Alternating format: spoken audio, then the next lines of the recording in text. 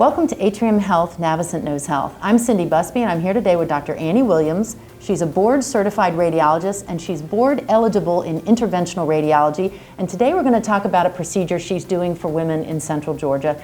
Dr. Williams, thanks for being with me. Well, thank you. Can you tell our audience a little bit as we get to know you? What was your training like in your fellowship to do interventional radiology? How is that a specialty on top of being a radiologist?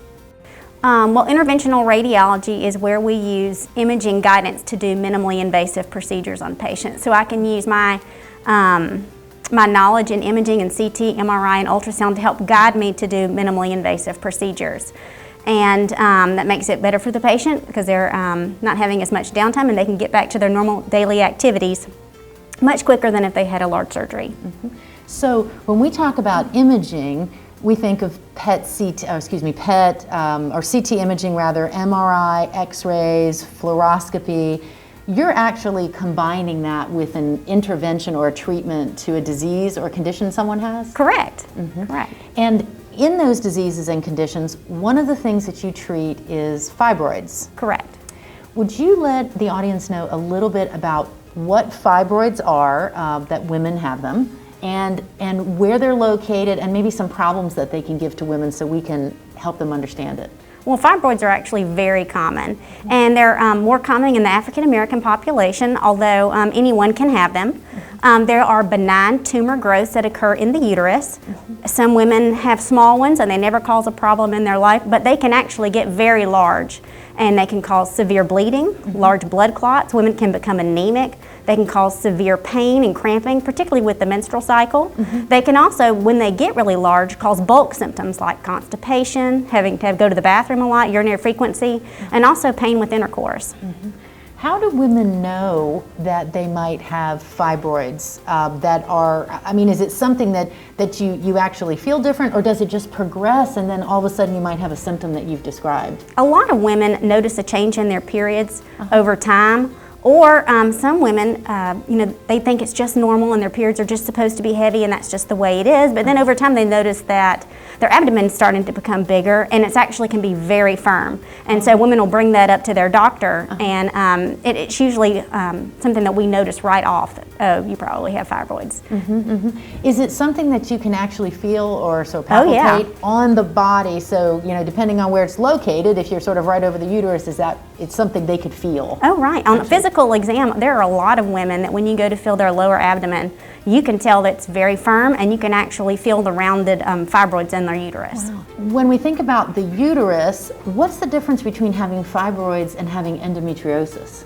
Well, the fibroid growths or tumors are actually small muscle tumors. The tumors that are the muscle that makes up the uterine wall. Endometriosis is really an overgrowth of the lining of the inside of the uterus that can either stay in the uterus or actually come outside the uterus and form implants inside the pelvis. When you talk about the fact that fibroids are in and around the uterus, can they also cause problems with fertility?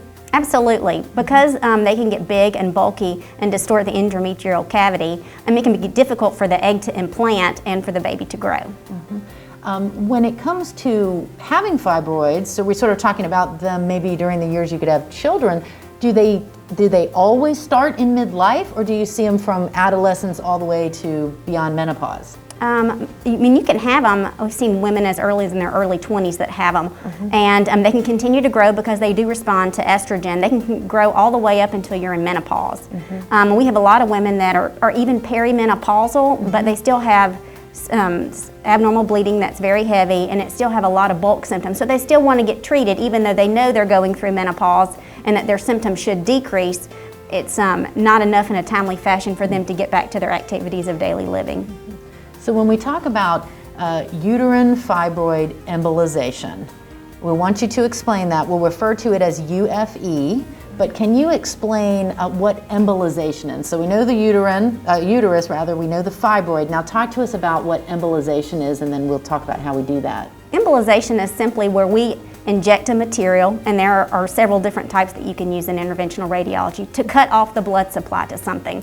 So, when we do this for the uterus, we actually go into the arteries that feed the uterus, and we use particles, and those flow in the bloodstream and go out deep into the arteries that feed the fibroids and cut off the blood supply. Because fibroids, like everything else, need oxygen and nutrients to grow, and they want that hormonal stimulation in order to grow. So if I cut off the blood supply to it, it has nothing to help it survive, and it will die and start to shrink over time.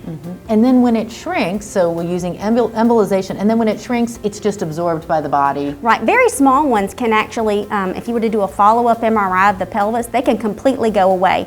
Larger ones may not completely resolve, but they will shrink and sort of form a scar tissue. How do fibroids play a role in heavy bleeding? What is it that is happening that is causing them to bleed, as well as going through your regular menstrual cycle and your, shedding your endometrial lining? What is connecting there? Well, a lot of the women that have excessive bleeding, it's because the fibroids are eroding into the endometrial lining of the inside of the uterus, which would normally slough off during the menstrual cycle. Well, they're eroding into it, and it causes for heavier bleeding and large clots to form. And doesn't necessarily have to bleed during the menstrual cycle. It could be bleeding all the time because it's eroded into the lining. Oh, that's okay. So, what are the? You mentioned those symptoms.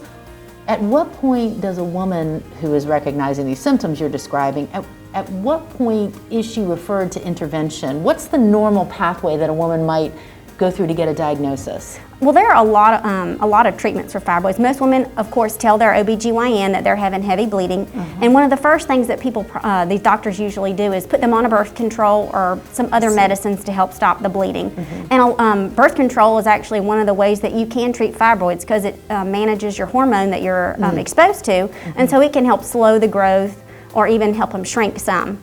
Some women, they're not responsive to it, and so they seek other options. But usually, a pelvic ultrasound done by your OBGYN is a very quick and easy way to know that you have fibroids if they're not palpable on physical exam. So if a woman goes to her OBGYN, they realize this is not a heavy menstrual cycle, that this is a fibroid, and it becomes, uncomfortable in her life. She wants to have something done about it. What's a visit like with you? Is there a first visit and then there's the intervention, or do they go straight to the intervention with you as the interventional radiologist? No, we meet them in consult first. Usually most women have already had a pelvic ultrasound that's proven that they've got fibroids, but ultrasound can actually miss a large number of fibroids, or we can't get exact measurements.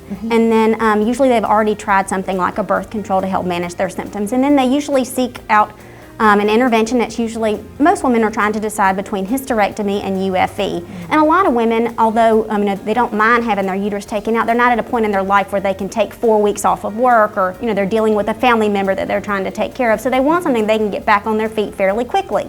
And so that's how a lot of them find us. And we see them in consult. We want to make sure that they're a good candidate for the procedure, and that their uterus is a good candidate, that their fibroids are an appropriate size.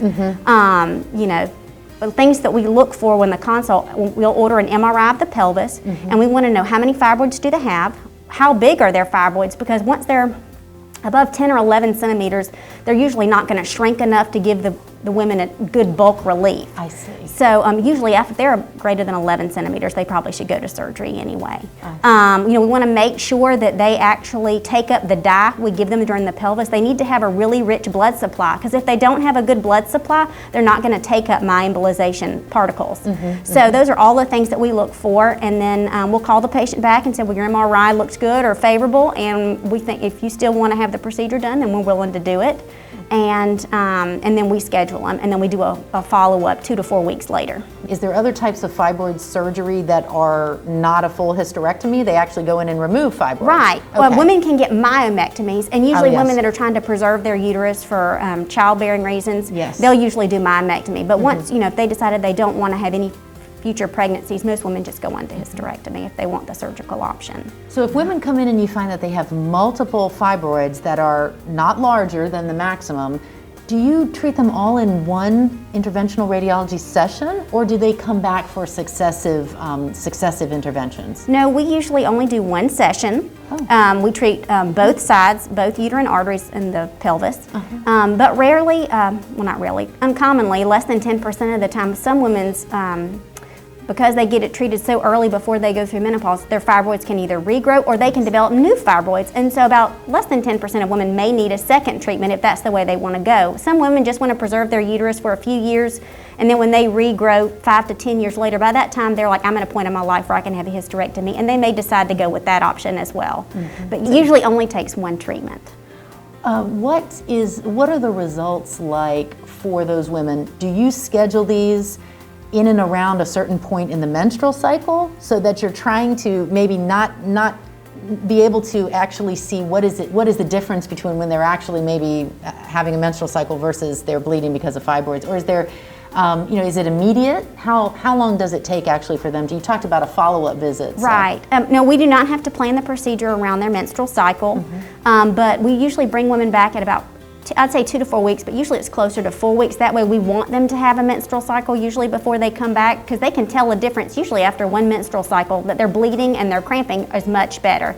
Now the bulk symptoms do take longer to go away, like the constipation and the urinary frequency, because it does take time for fibroids to shrink. They're not going to shrink overnight. And it can take up to 6 months to get the full benefit of shrinkage from your fibroids. So although your bleeding is much better usually in months 1 and 2, the bulk symptoms, constipation, urinary frequency, you may tell a bigger difference between months 3, 4, and 5. And is that how you look at the metrics of success in the embolization, is the decrease in the size of the fibroids? Well, we don't do follow-up MRIs to assess actually how much they shrink. We actually just go based on patient symptoms. We have a lot of women that say, my symptoms are so much better. They don't really care exactly how much the fibroid shrink. Most of them just want to feel better, and they want to be able to go to work without having an accident and without being in severe pain. So is there any contraindication, other than you said fibroids that are too large? Any women who maybe can't tolerate contrast, and that may not even be something that is used in this, but are there any contraindications or people who aren't good candidates for this? Of course we want to be careful of renal function because we are giving contrast. Most of the women we do, though, are very healthy, and so that's usually not a problem. In the MRI, we always want to make sure that there's not something that we're missing. For example, we've had several women that had cancer. And that was one of the reasons they were bleeding. It wasn't just, they had fibroids too, but they had cancer, and that is a contraindication. Any sign of infection, you don't want to do the procedure as well. So if a patient who's watching today, a woman, or someone who is a family member of a woman who they know has fibroids or has these symptoms, how do they get to you, either through a referral or calling you directly? What's your recommendation to them? They can always go through their primary care or OBGYN, but we also, if you just go on our website, we have an online assessment form, and they can answer some questions, and it'll generate, the form actually comes to our office and prints out, and it has their information on it, and we can call them and talk to them and set up an appointment. A lot of women, we just want information, and that's fine too. We come, we can have a discussion, what are their options, what's actually going on. I can give them some pamphlets, and a lot of women come back and want to have the procedure done, and some are trying to decide between that and hysterectomy, and that's fine too. We're there to help. Well, thanks so much for telling us about your practice. Well, thank you so much. And thank you for joining us at Atrium Health Navicent. If you'd like to know more about Dr. Williams and her practice, please visit us at atriumhealthnavicent.org.